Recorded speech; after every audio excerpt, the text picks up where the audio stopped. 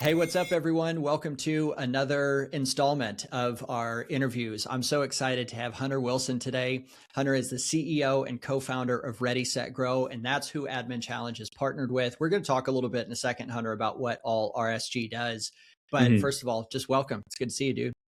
Oh man, I'm so excited to be here and I love you so much. It's just an excuse for us to get to hang out with each other. That's exactly right. Yeah, Hunter and I met about 2.5 years ago. We had kind of known of each other. It was like one of Yeah. those, like, you know me, I know you, but we hadn't been in the same room. And then we got to work on the RSG staff for nearly 2 years. And Yeah. so we've had a lot of time together. More virtual. This is actually more normal for our relationship.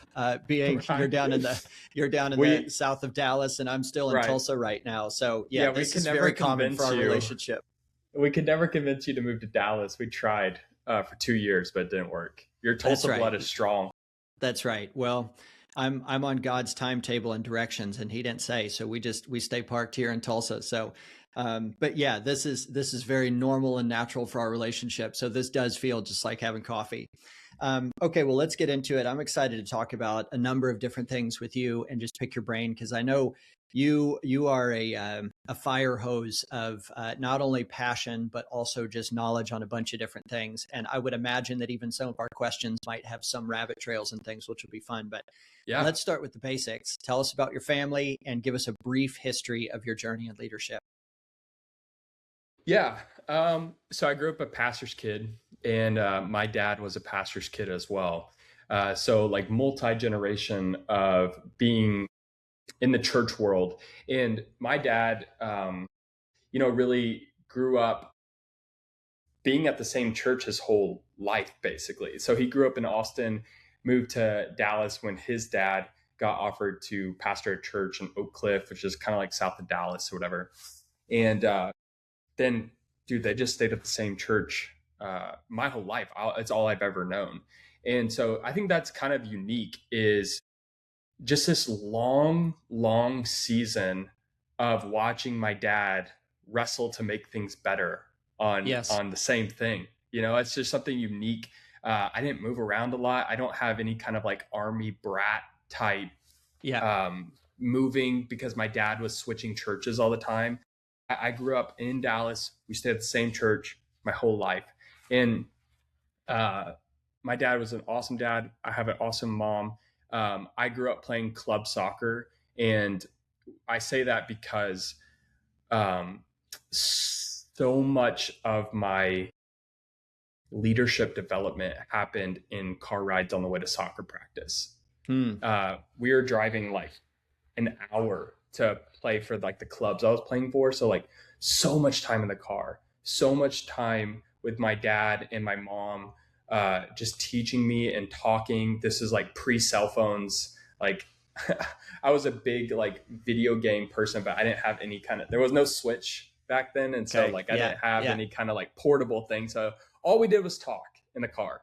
And, I remember so much of, being early teenager and just listening to phone calls of my dad consult people in the car, and Hmm. he had it on speakerphone. And what I would listen to the conversation, and he would always just instruct me like, "Hey, don't say anything. Like, just be quiet." And he would tell them like I was in the car. It wasn't like a, whatever. But he was doing consulting for my whole life, just helping pastors my whole life. And then after he would hang up, he would just explain to me what was happening and how they should be thinking about things, and um, just teaching me from an early age, even when I wasn't asking, because we really had nothing else to do in the car. And so inside of this, I remember doing that. I remember thinking to myself, after I got out of being in the athlete stage, I was more into the artistic side of things Okay. and the writing side of things. And so I Yep. came on, my first job was working at a frozen custard shop. But after that, my first real job was working at the church. Just been there my whole life. Started like my parents forced me to volunteer at the church when I was a Wow. kid. Then I ended up loving it and started interning at the church, went to our school of ministry. My first job was being on the creative team. at the church that my dad pastored at, and was like, okay, this is how, like, this is my thing. Like, this is like, I'm the artistic guy, I'm the creative type. I explored that area for a long time, just through even being creative and doing like photography and stuff. That's how I met my wife. That's a whole other story. Through photography stuff, I met my wife. We got married. I then went, and this is the first time I got exposed to you, is I went with our executive pastor, Mark, to a training for an operating system called Intentional Churches, or StratOps, which were their partnered at the time. So it's basically this way of operating as an organization and providing strategic clarity for teams to know where you're at, where you're heading, and how you're going to get there, and then how you're going to follow through on that plan. I went to that training with Mark, and I was like, oh my gosh, I thought I was an idea guy for being an artist, but really I think I'm more of an idea guy when it comes to strategy and providing clarity and shaping where we should be going as an organization. That like unlocked a new level of like understanding myself. Is like, not the artist went away, but it wasn't the pot that I put myself in wasn't the fullness of the container. Like, I needed a bigger pot. So it was like an artist still, yes, but also a strategist, you know? That's super interesting, especially with what you talked about. It just like leadership development started young. So you would have been hearing, you would have been kind of living in those consultant waters, but thinking that it was coming through artistry, whereas that training was really something that was going, okay, how do we help people? And I know that's your heart. And I know that's a huge thing for even RSG, is how do we help people to not just be doing the same old stuff, staying in the same old rut and staying at the same old ceiling of attendance, with the same old, staff turnover. People come in, people come out. It just is what it is. So it's interesting even just to hear you describe like where that started. And then you're right. Our connection would have been actually in that StratOp thing, because probably there would have been, as a part of that training, you would have heard my name. Church on the Move had helped with some of that training and that manual. And I definitely was like obsessed. I was like, I have to meet this guy. That's what I was thinking to myself. I was like, I don't know who knows who, but I have to meet Jesse, because I was like, this is like, I feel like I'm unlocking, like understanding myself to the next level of like this. These are the tools that are helping me. And so like, fast forward some time, strategist, idea guy. And then my dad felt as though when he was at 50 that he was going to transition to a succession where he was going to stay on the church as a role, but also he felt like the Lord was calling him into starting his own consulting agency, and he wanted to do it together. And so we moved out at a similar time and started a company called Ready, Set, Grow. The whole point of this was to help churches to see kind of like the Matthew 25 principle of double impact, right? So if you're a church of 500, you going to 1,000. What's the plan on how we're going to get there? How are we going to break 1,000, right? We saw churches over 1,000 double. We saw churches break 1,000.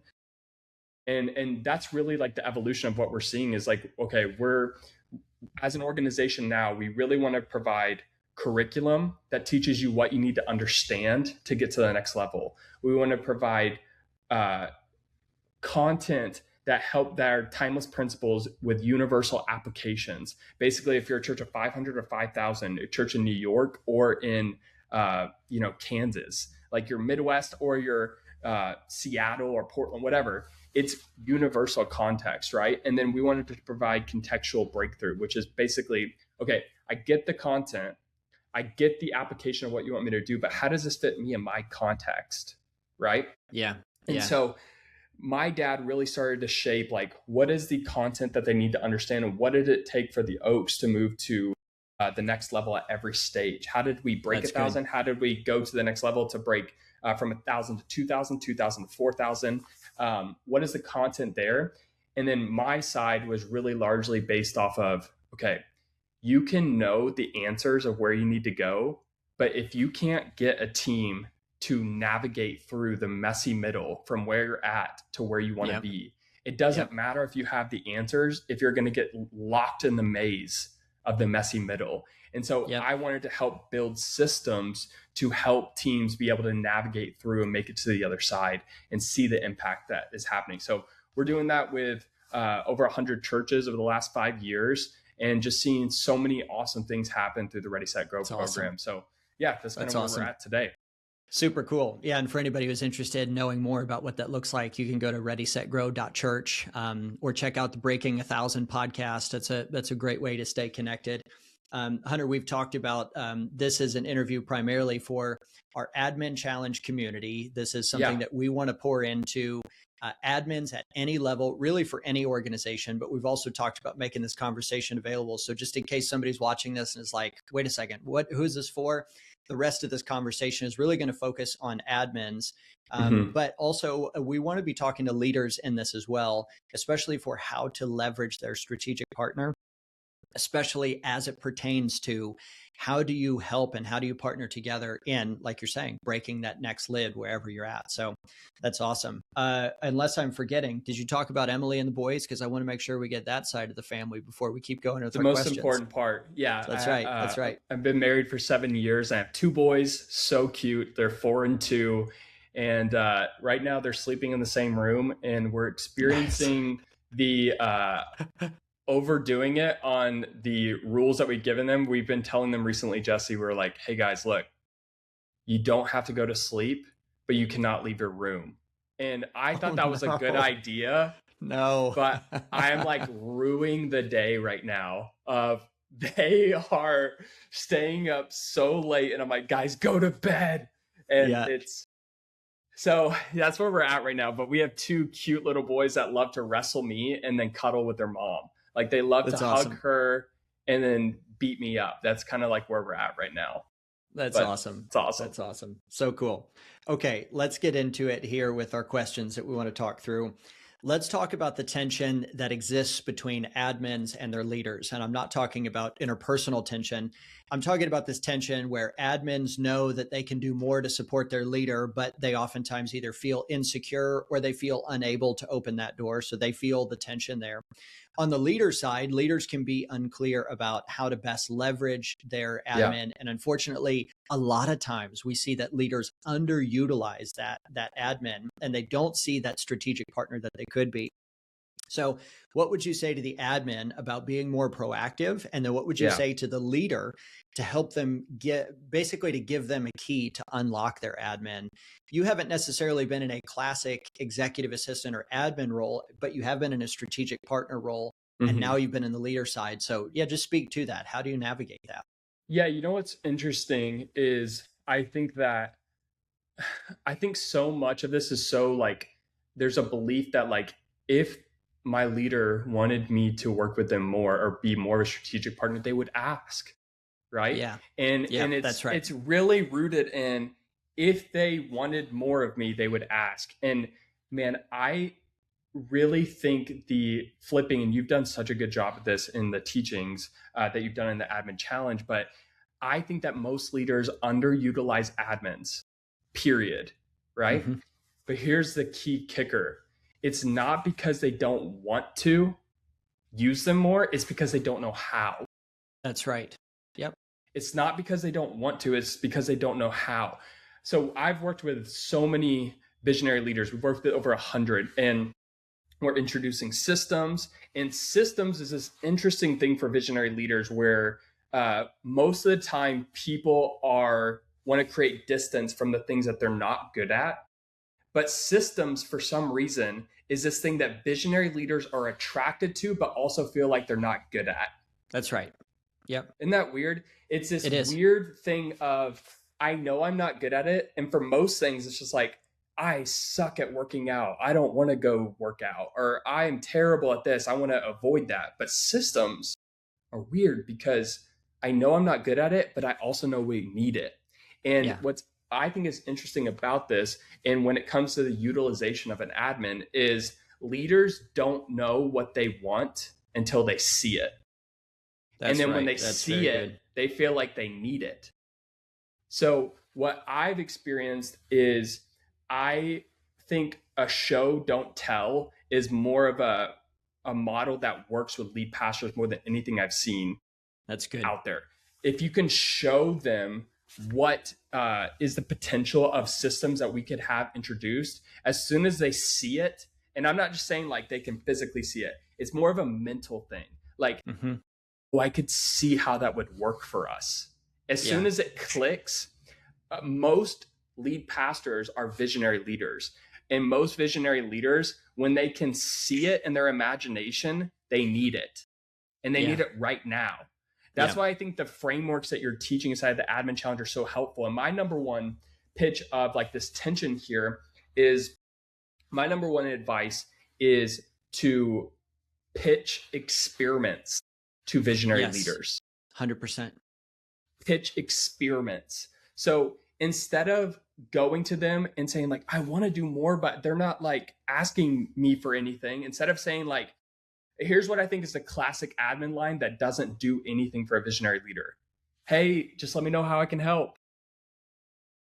Drives me That nuts. It's one of my biggest pet peeves. Yeah. that doesn't do anything. First of all, That's right. you're making me do the thinking.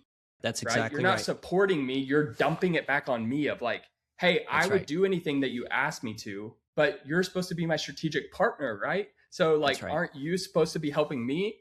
Right? So Yeah. I think a way better line is anytime you catch yourself feeling like you want to say, let me know how I can help, I think try this on instead and see how much more responsibility, if that's what you're seeking, or how much more helpful this is if you say something like this. Hey, I've noticed that X keeps pulling at your attention. I think I could take ownership of doing Y. Would you want to try that on? Yeah. That Yeah. that is so much different. And here's the thing, the try this on is the key to experiment language. That's right. And what I'm saying by this, Jesse, is that I'm not saying that everything that you teach in the admin challenge or anything that you come up with as an individual that you want to try on is going to work. That's right. Basically, all you're saying with these frameworks is I want to run a scientific experiment. I have a hypothesis. I'm not sure if it's going to work, but the only way we're going to know is if we try this on for a short time period. Yeah. See, like, I think if you said like, I see how I could help you accomplish X by doing Y. And what if we just tried this on for the month of January? I think that is a game changer. And this proactive stuff is like, okay, but how do I know what to even like pitch as an experiment? How do I know what to try on as an experiment? I think it really comes down to two things. And this is something that I learned from you inside of the admin challenge is all experiments are about either helping your visionary leader achieve their targets or relieve one of their tensions. How can I help you accomplish your targets or alleviate a tension point that you're currently experiencing?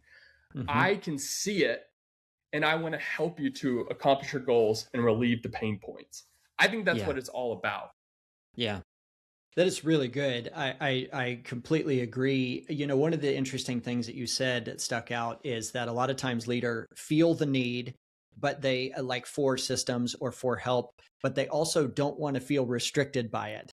That's the duality and the kind of, the paradox of it is, I know I need structure. I also don't want to be over structured. In the same way, I would say, I know that my admin could do more. I have hope that they could do more. What I'm worried about is giving too much too soon, and I don't know what I'm going to get. So what you're saying is exactly right, is, hey, can we try this on? I do think from the admin side, a proactive approach is best. You're right. The worst thing you can do is go, hey, it seems like you're really busy and overloaded. If I can do anything to help, just let me know. Just save your words. It's not helpful. Yeah. But I think being able to identify and then say, I would like to do this. Can we try this for a week? Can I attend that meeting? Can we try this for a month? If we hate it, that's great, but it's so good. I think what's happening inside of this is you got to understand how they got to where they are. Let's talk stereotypes. Stereotypes of a lead pastor is out of the ones that maybe it's just a batch that I've worked with of over 100, but maybe I don't think that's really the case, but I'm just going to give benefit of the doubt. Yeah. I think that over 85% of them are classic visionary leader who have struggles with the execution of systems. Sure. Okay. Most of them have gotten to where they are today to become the leader by being the person that has a lot of ideas and good ones, and they're really good at doing. Mm-hmm. They're good at doing and they're good at ideas. They're not good at creating systems and delegating uh, Yeah. other people. The when stress comes down to it, when it comes down to like, okay, I'm going to return to my defaults whenever I'm stressed out, it's I'm putting everything on my back and I'm going to do it myself because I'm the idea guy and I am the doer. And I've Yep. gotten to where I am today because of those things. So if I'm stressed out, that's what I'm going to do instead of relying on systems. And if you're waiting patiently for in reactive mode, waiting for your leader to come up and propose a system for y'all to work better together, it's just not going to Yep. happen. Yep. You're going to have to propose the frameworks. You're going to have to propose the systems because they don't think like that. Yeah. That is helpful to call out too, which is they often feel the problem, but they don't know what to do about it. And that's where I push admins, right-hand people to go, I think you probably have a good idea of what the solution is. Mm-hmm. So that's super good. I think that is helpful. And hopefully any leaders that are watching this, we would just encourage you, be willing to try some stuff. It's not about hitting it out of the park the first time, but it's probably going to give you better results over time than you're getting right Mm-hmm. now. You can Yeah. either just kind of cruise control it and go, hey, I'm just telling you, you guys don't know my admin and what you see is what you get and that's it. Maybe that's true. But I also, on the other side, have interacted with so many admins that I'm like, dang, you have so much more perspective and experience, but you don't know how to do this. And we've just got to be Mm-hmm. willing to be open-handed. That's great. Okay. In the latest episode of the Breaking 1,000 podcast, you guys have been talking about delegation. What Mm-hmm. are some pro tips you have for someone to delegate better to someone Mm. or be more reliable when delegated to? Yeah, it's a good question. I think well with this audience, I think about the delegated to first of all. I think Yeah. the number one way, first of all, I think the number one way to get promoted in an organization, whether it's in the same role at a higher level of trust or promoted in the organization, period, is to be really, really, really good at being delegated to. Like, I think the more that you're able to be delegated to and you have a Midas touch of every time I delegate to this person, it comes Yeah. back as gold. I think that's the number one way you get promoted. So I think understanding how to be delegated to and crushing it with that is one of the fastest ways and one of the best things that you can do. Here's a couple things that I would think about when being delegated to. Number one is understand that there's two types of leaders that are doing delegation. One is um, no news is good news. Some Yeah. leaders have this inside of their heads of like, if they had a problem with something that I delegated to them, they'd come to me, right? Like, of course they would. Like, no news is good news. So if I don't hear anything, I just assume it's hunky dory going great. That is not me. Unfortunately, I am the other type of leader where no news means that nothing's happening. Yeah. That's a good way to say it. Yeah. There's either no news is good news or no news means nothing's happening. And Yeah. to me, part of the delegation is not only handing them the tasks, but also handing off the weight Right. of what I'm giving you. And if I am the type of leader and you have a leader inside of your organization that no news means that nothing's happening, they are going to take back the weight. And honestly, why would I even delegate to you? Because you're not even going to do anything with it anyways. It's a So hassle. Yep. it becomes a hassle. And I think that in either there's two types of leaders, but I think there's only one solution that solves for both. On no news is good news and no news means nothing's happening is over communicate what you think is what's happening with the progress of it.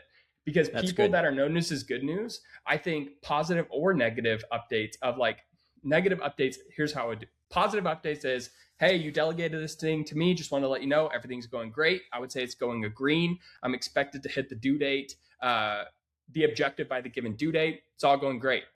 And for the no news is good news, they're like, it's exactly what I thought. Like, this is just confirming it, you know?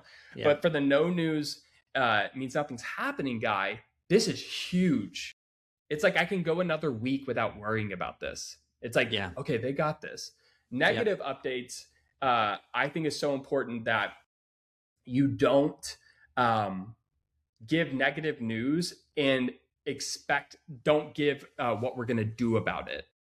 Hey, just wanted to let you know, we hit a stall point inside of this. We're a little bit stuck. Here's our plan to get back on track. Yeah. Because if you don't include that stuff, the person that no news is nothing's happening is like, they need my help. Yeah. And they take back the weight again. So Yeah. I think over communication on good progress report, and the negative is here's what we're planning on doing to get back on track. Even if you don't have the answer yet, you just say, Yeah. here's our plan to get back on track, is so huge. And That's I think, really good. Go ahead. No, I was going to say that's really good. One of the things I was thinking about too that admins often struggle with on not just over communicating is sometimes they don't get communicated to enough.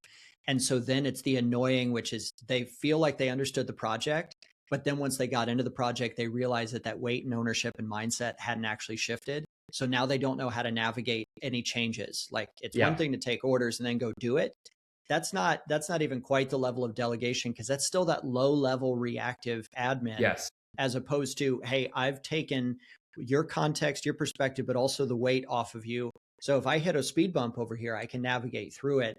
And so, but I love what you're saying, because the over communication, now a leader will tell you if you're literally communicating too much, but it seems like most of us under communicate, and it's better to err on that side. 100%. Yeah, I agree. I would over communicate and they tell you to chill out is way better. And here's the thing too. For me, I'm a type of person that would get annoyed by over communication, but you know what I never get annoyed with? I never get annoyed with good news. Yeah, that's a great way to say it. Yeah. I never get annoyed with good news. All I have to do is give, like if you're texting me, all I have to do is give a little thumbs up. I love hearing good news. The thing that would over communication annoyance really comes down to, you're giving me so many toll booths, like at an airport where I have to stop and check and see that you're in trouble. But over communicating good news is never annoying to me, but it might be annoying to somebody else. But you know what's interesting, even like it made me think of like what you were just talking about, is like the admins don't get communicated to enough. I've started to create a template that I think is really important to fill out and have a clear mutual understanding between the leader and the admin. That's good. That I think could be helpful to talk about. Does that sound good? Yeah. You want to talk about it now, you mean, or to share it? Like, yeah. Awesome. I can talk about it. So inside of this, I think the first thing is, and I think this could be either way. So one is, as a leader, I think I should fill out this template for you when I delegate something big. Okay. But if not, if I don't fill it out, if you're like, there's no way my leader's going to do this, what I would do as an admin is say, hey, I totally get that you are handing this to me. Can I just make sure, like, I just want to make sure I got it. Can I just go over this to make sure that we're on the same page? So you are basically filling it out on their behalf, and they can course correct you from the starting line to make sure you're on the same page. So first up is you have to understand the why. Why does this matter? What's the bigger goal or impact this connects to? Why am I doing this project? What does it relate to? And like, what's the reason why this is important? Okay. Number two is the level of delegation. I first saw this by Michael Hyatt. He said that there's 5 levels of delegation. Level 1 is do exactly as I say. That's not really militant, even though it kind of sounds like it. Sometimes a level 1 delegation is like, hey, can you go pick me up Chick-fil-A? It's like, I don't need you to like be like, okay, I heard Chick-fil-A, but are you sure you don't want In-N-Out? It's like, no, it's just, can you just do this for me? Right. Level 2 is research and report back. So this might be something that's like, hey, we're doing our Christmas production. I want to see, like, can you research what everybody is doing and report back to me? Like, what options are back? Like, what options are even there for me to consider? So no, do exactly as I say. Number 2 is research and report back. Number 3 is research and make a recommendation. I love this one. I use this one a lot. Research and make a recommendation is, I want you to do the thinking. I want you to do the research. And if you were me, give me 3 options of of what you think I should do. Okay. I love three options because most of the time people think in black and white. It's like, okay, we either do it or we don't do it. We do it Mm. all the way or do nothing, right? But three options forces you to think in gray, not just black and white. So I want you to think we can do it, we can not do it, or we could do something in the middle. Does that make sense? I want Yep. you to make a recommendation. Okay. That's level 3. Level 4 is I want you to decide and inform me on what you decided. And then level 5 is like, I want you to act independently. So I don't need you to inform me. So this could be either I don't care what happens, you just handle it, or it's I fully trust you and you have shown yourself capable to do it. Either way. So in this, I think what's really easy is like, all right, what's the why? And then out of 1, 2, 3, 4, 5, circle the one that you like my decision level authority. What's my decision making authority here? Can I decide, or do you want me to inform you on what the options are? That's huge. Is like, what are we talking about here? Because it always fluctuates, but we don't make it clear to our admins on what level we're giving them decision making authority to do. Yep. That's good.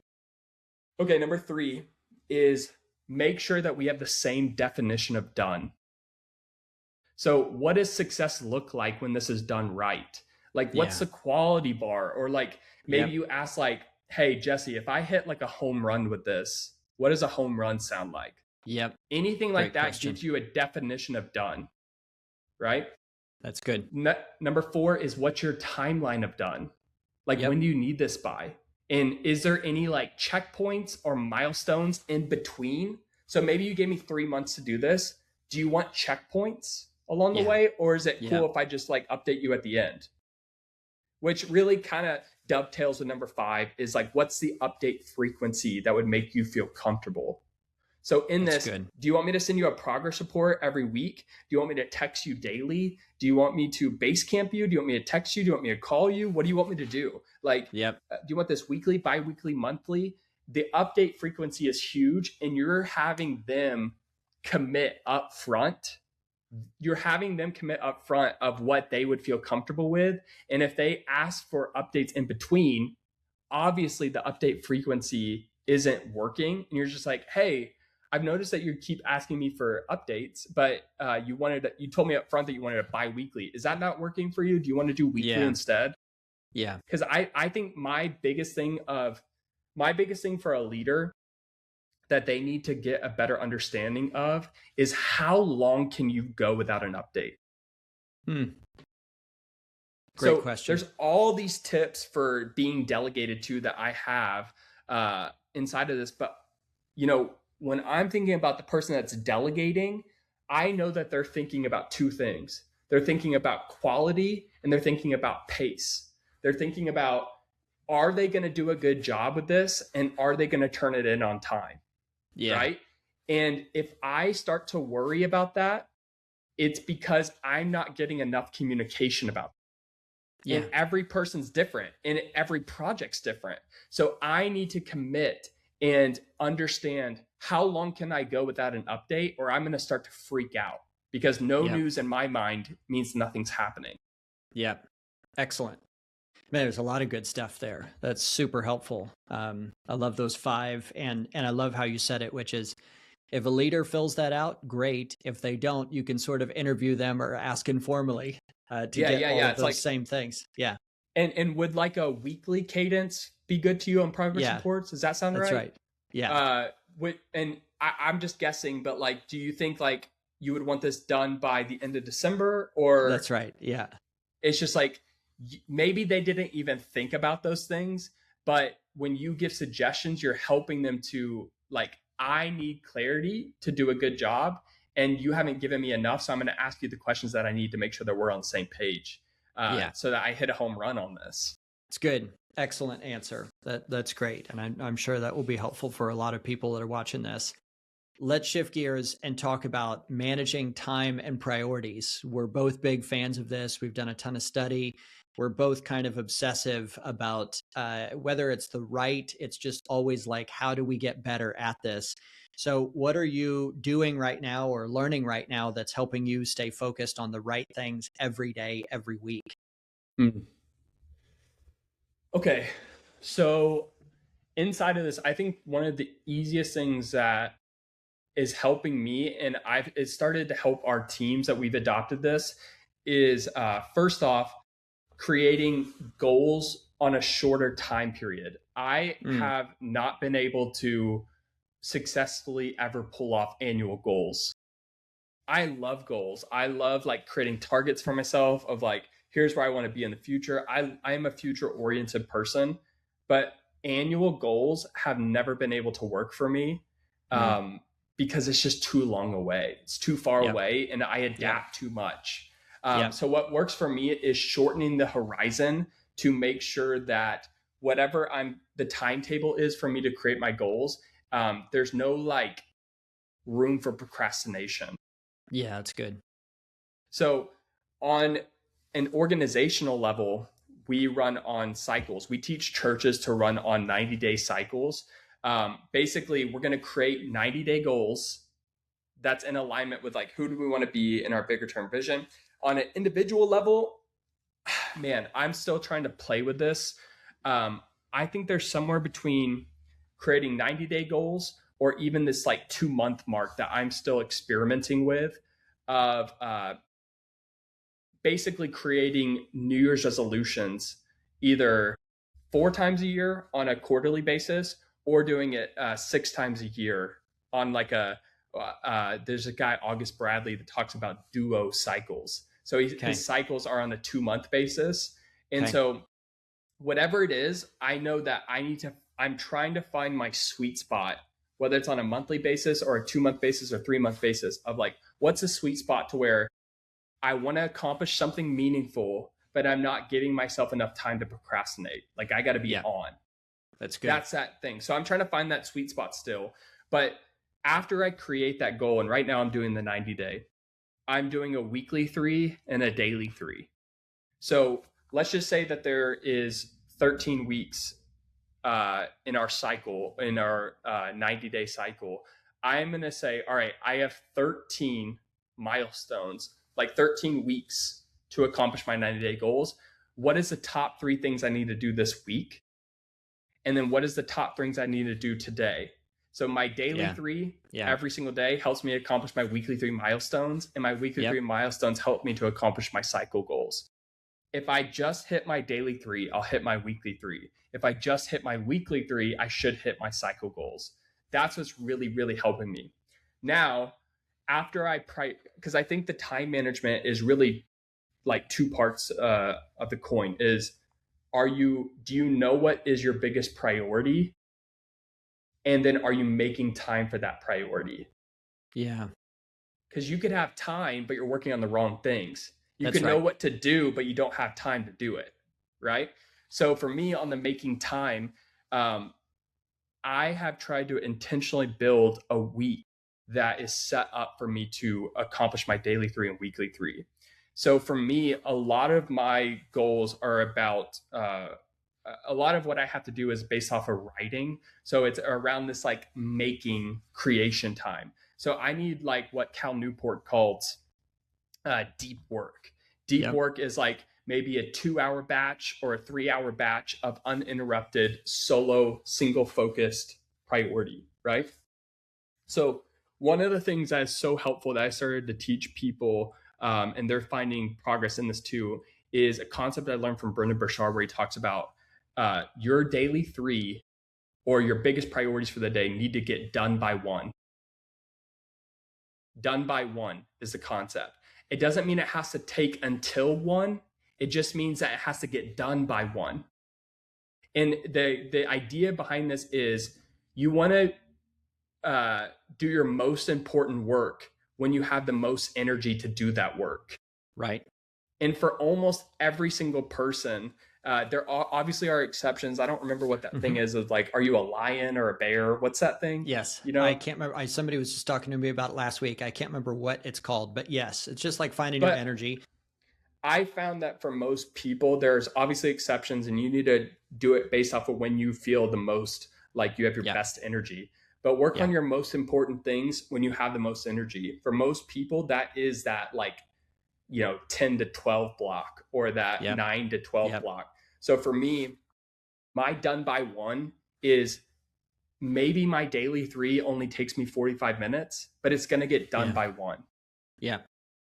And so for me, I'm blocking off as many mornings as possible for making time, and the afternoons are for managing. So I That's still good. have to lead my team, but the mornings are for making and the afternoons are for managing. That's good. And the last thing that I'm doing is, okay, so cycle goals, weekly three, daily three, try to get done by one. The mornings are for making, afternoons are for managing. And then the last thing that I'm doing is I'm trying to overstuff my Mondays for all Mm. meetings. Okay. It's Just go for uncomfortable. a meeting Monday. Just a meeting Meeting mania. Monday, Yeah. if I would way rather feel overstuffed on a Monday and make decisions that I need to and batch do it on a meeting Monday to have my Yeah. Tuesday through Friday for Yeah. largely making time. It Yeah. doesn't mean like I'm unavailable during those times, but like Mondays, I'll give you my whole Monday, right? Yeah. If I can have at least my 9 to 12 Tuesday through Friday, Yeah. because that's when I feel like I can do my biggest thing. So I think on That's good. this, for everybody that isn't just like, well, I'm not a writer, is what is your most important work that you need to get done? Are you breaking it down into a weekly three and daily three where it feels like, okay, that big goal is very daunting, but I could do this daily three. And if I just Yeah. made a little bit of progress and chipped away at it, I could do that weekly three. And if I have 13 weeks of weekly threes and I have Yeah. 13 weeks times 5 days to do daily threes, there's no excuse for me to not get my goals done. That's It's good. not that they're overwhelming. It's probably that you're not making time for it. And you're Yeah. probably not making time for it because you're not being intentional about using my best energy for my most important work. That's really good. And by the way, admins, this can work for you too. So many admins would say, I'm in a responsive role. It's hard for me to like lock in. Like deep work is just a pipe dream because I never know when I might get hit. There is usually more agency than you think with your schedule, with batching stuff, with time blocking. For some like to get to the office earlier when they can have deep work. Some stay at the office later. Some make sure that they're not checking their inbox all day, every day, that they have Mm-hmm. blocks of time. But there are things that you can do for this. So I don't want you to just hear this and go, well, that sounds wonderful for my leader, but that isn't how my life can work. It is a responsive role, but you Well, can still actually be proactive and block it and make margin for some of those interruptions or unplanned, one of the unexpected things. easiest ways to do this is if this is exciting. Again, remember, we talked about my job as an admin is to help my leader hit Right. their targets and relieve their tensions. If you can Right. convince them of, hey, I want to help you hit your targets, one of the best ways I think you can do that is to have your mornings to do deep work. So I'm going to block Mm-hmm. off 2 hours or 3 hours and I'm going to protect that fiercely. You know what you just did? You gave yourself 2 to 3 hours in the morning as well because Yeah, your got it. leader Yeah. is in deep work. So if Yeah. they are committing to doing deep work, It's good. you have It's good. also double dipped and gotten yourself deep work as well. That's good. It's a good call out. It's a nice BOGO there. A little buy one, get one. Love it. Yeah, that's a good. Okay. Yeah, that's good. Yes. Okay. So let's talk about another topic here. It's Okay. all the rage, and this is AI. I know that you Mm. leverage this quite heavily, I would say. There's some people that dabble. There's other people who are like, yeah, I use it, sort of like a Google search on steroids. You Yeah. really have a working kind of theory of how you're using this. You have a working model of how you do it.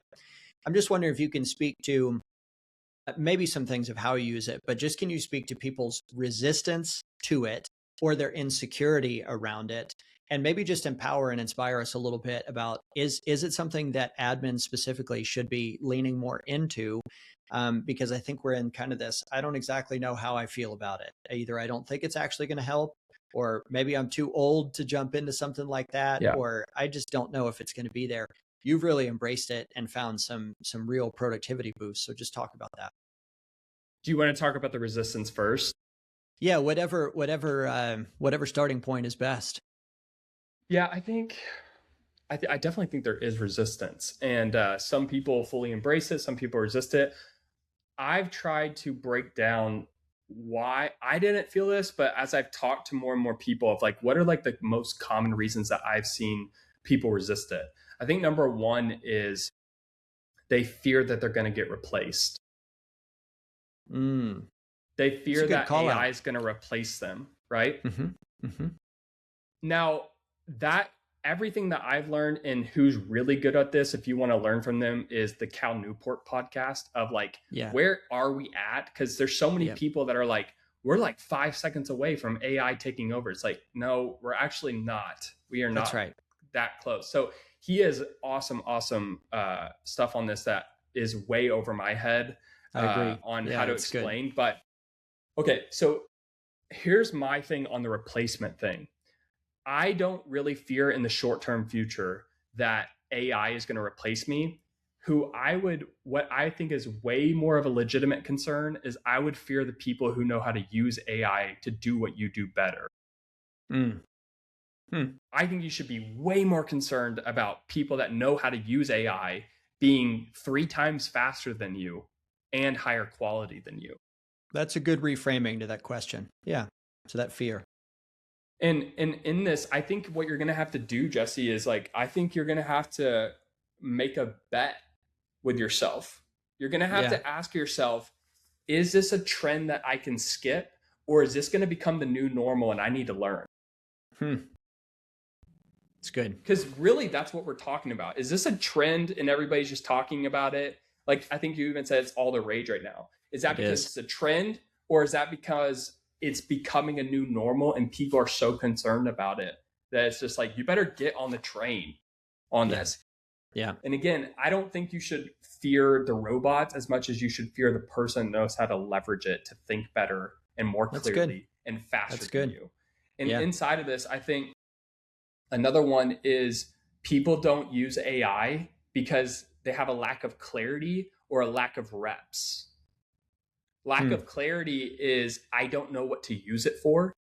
Yes. Lack of reps is I literally don't know how to use it. That's right. Does that make sense? So in this, I think you got to ask yourself, like, man, should I get clear? Like, what I like to do for my team and what I've done for everybody on our team is I stopped telling them what I use it for. And I'm not scared. I'll tell you what I use it for. But what I found is people aren't getting inspired because they don't have the same role as I have. So my use cases for it doesn't resonate to them at all. It's like, oh, good for you, right? So it didn't give them any more clarity, and it didn't inspire them to want to take action. So what I did is I said, everybody on our team needs to know the top five ways AI can help you win in your role. I found that to be way more compelling. Is what is the top 5 ways that AI can make you faster and increase your quality? Because I think those are the 2 primary use cases that I'm wanting to see inside of our team is how can this make you do what you do faster? And how can this help you do what you do with higher quality? And you need to come up with the top 5 ways. Yeah, that's good. Yeah, so I think I'm just pausing on that because I think I love how reframing those are. Like, that is inspiring. That is not leaning into that, which is like, I don't know how to use it and I'm worried about this. And I don't know. I'm 50 years old and I don't know if I can, if I really want to go into learning all this new tech, whatever it is. I just love the inspiring side of things. That's very helpful. Yeah, and I think what happens on this, dude, is like, some people see AI and fear it's going to become the replacement. And some people look at AI and look at it as an upgrade to the way they do things. Yeah. And how you see it is going to be how you feel it or fear it. Yeah. You know what I'm saying? Like, that's right. If you see it as a replacement, it's like, I don't want to embrace you.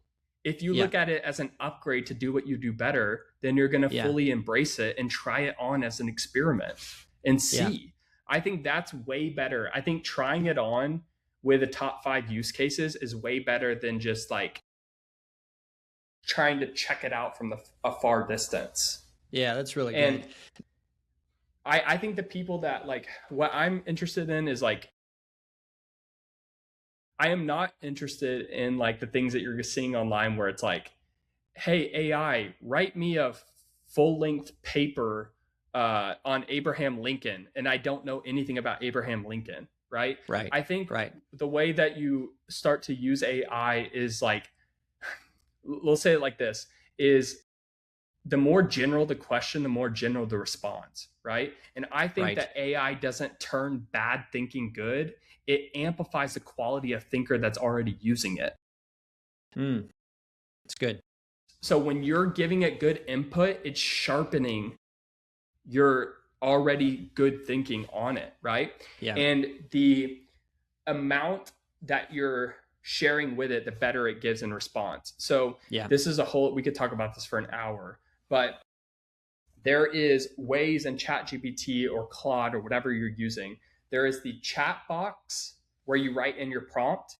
And then there's a way that you can inform on a deeper level the project knowledge of what it's referencing. So that's right. All the context building. Yeah. it's a context for the content that you're asking it for. That's right. Right. That's right. Yeah. And so if you don't train in the context, you're going to get fluff answers like a Google search and be like, see, why am I even dealing with this AI thing? It just gave me crap. It's like, yeah, because you're not training it. So inside of it, it's not that AI is crap. It's like, it is already proven that it is smarter than the smartest humans. What it doesn't have is the context to help you do what you're trying to do better. So instead of saying this is crap, think of it as, ooh, I haven't trained this on it yet. This I is haven't untrained. trained this model. It's untrained. And you're not saying a person that is coming on your team sucks. It's just like, they don't have the context yet. Think of it as training your AI just like you would train somebody else. So the more that it understands what's the purpose of our organization, what are the goals of our organization, what are the values of our organization, what is it that we do better than anyone else, what is it that we're trying to go for, and who is our target audience that we're trying to reach, and what are the top pain points that they're dealing with, and how can we help as an organization to help them that. Okay, the more you do that, the more you train it on that, the more it's going to sound exactly like you. Inside of this, I train it on what are my values? What are the ways that I want to talk to an audience as a teacher? What are the ways that I care about when I'm saying, help me plan out this? It knows that I want to be a family first oriented person. I'm not trying to surrender my life to work. So the more it does that, the more it sounds like me, the more it sounds like our organization. It's good. What Tiago Forte teaches on building a master prompt at an organization level or a personal master prompt that gives it the context it needs to help you to accomplish the things that it needs to accomplish with it being able to sound like you and not just sound like general fluff. That's good.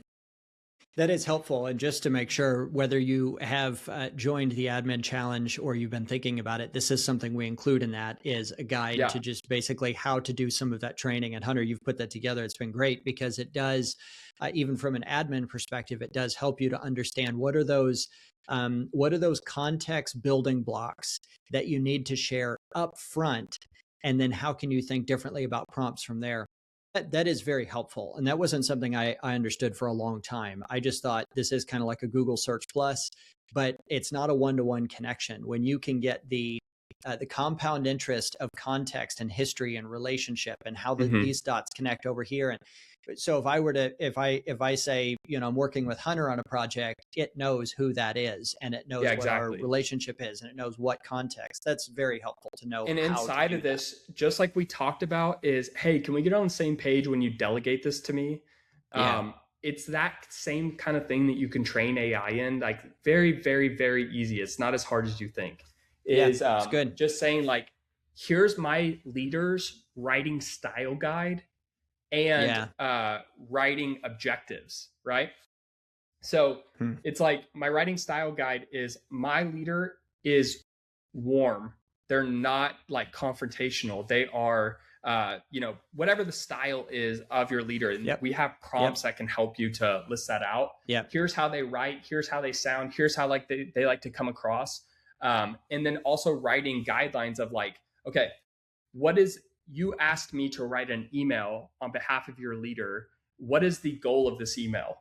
Yep. How long do you want this email to be? What's the call to action for this email? Okay, when you start answering questions like that and it references your style guide, then you tell it to write an email on behalf of my leader, it's going to be like, oh my gosh, this is really good.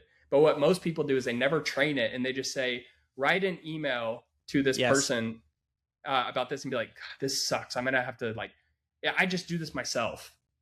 And they're just not really understanding the deeper meaning of like how to train it to get what you want, better results. That's good. Very, very helpful. Okay, I want to land the plane with our lightning round. Anything else on AI that you wanted to share before we switch gears? I think Tiago Forte has taught me the most on this.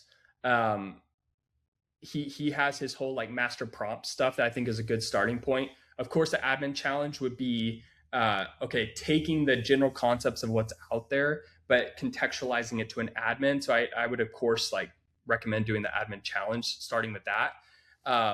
But yeah, I think he's really good. William Nutt is a really good one. He has really good information on how to work with AI and what's coming, like what's even going on in the world of AI. He's a good one on that as well. That's good. Very helpful resources. This has been fun. We've talked about a lot of different things, and I specifically wanted to do that. I just wanted to shift gears between all of these topics. Now we're just going to go into lightning round where we just ask the same 5 questions, quick responses, doesn't have to be related to leadership or church or business or admins or whatever. Okay. So let's start with this. What's one thing that helps you to be efficient that you can't live without? Oh, dang. Okay, good. Yeah. Okay, so I am like, ever since I was a kid, I like loved technology stuff. Something that I've been like really into recently is like single purpose devices or like dumb devices on purpose. So my Remarkable that I can draw on that has like nothing, it pretty much other does apps. Like it's not even color screen, is it? They have it now where you can do color, like a little bit like Remarkable's color. I was looking for it. I don't have it in the room. Another one I have that I think you would love, Jesse, is I have it on my desk. It's called a free write. Can you see this? I've never seen this before. What is this? This is awesome. So it's a drafting tool. And people like my grandma actually showed this to me. I have a cool grandma. She basically the idea is it's called free write, and they have different versions of it. It's the idea of drafting before editing. That drafting is one state of mind and editing is another state of mind.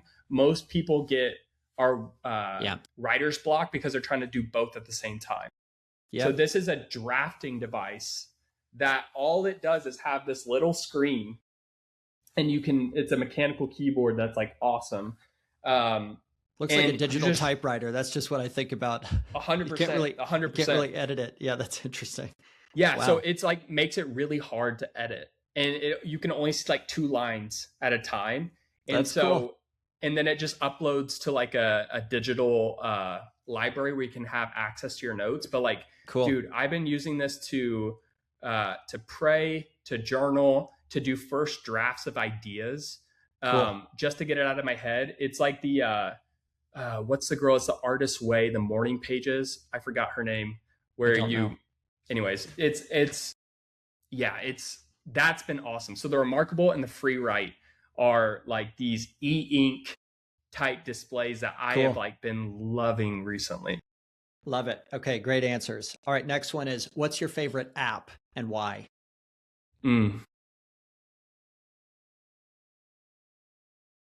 Okay, so my favorite app of all time is one that is probably both of ours, is this app called Things 3.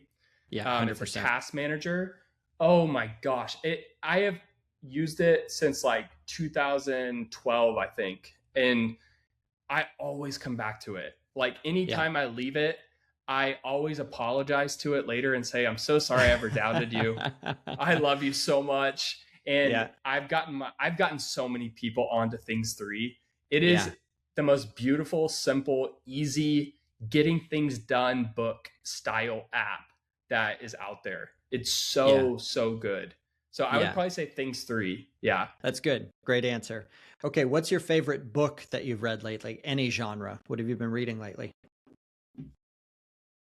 Okay. So I'm actually rereading something that I think is like an all-timer too for me.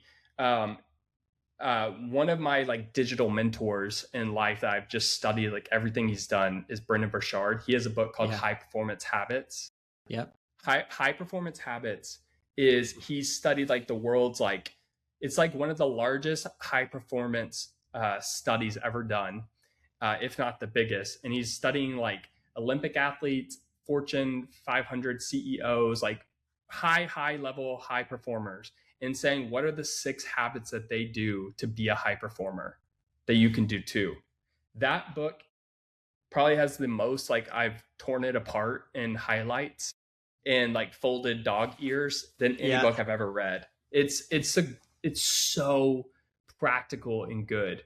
It's probably the book I've gifted more to anybody else too. Okay. That's a great qualifier for it. That's great. Yeah. Okay. Good. All right. What have you been recommending to people lately? And this is just tapping into that passionate, sort of evangelist or salesperson in us all, which is just like, dude, have you heard about this? You haven't seen this. I got to send you a link. Like, what is that for you right now?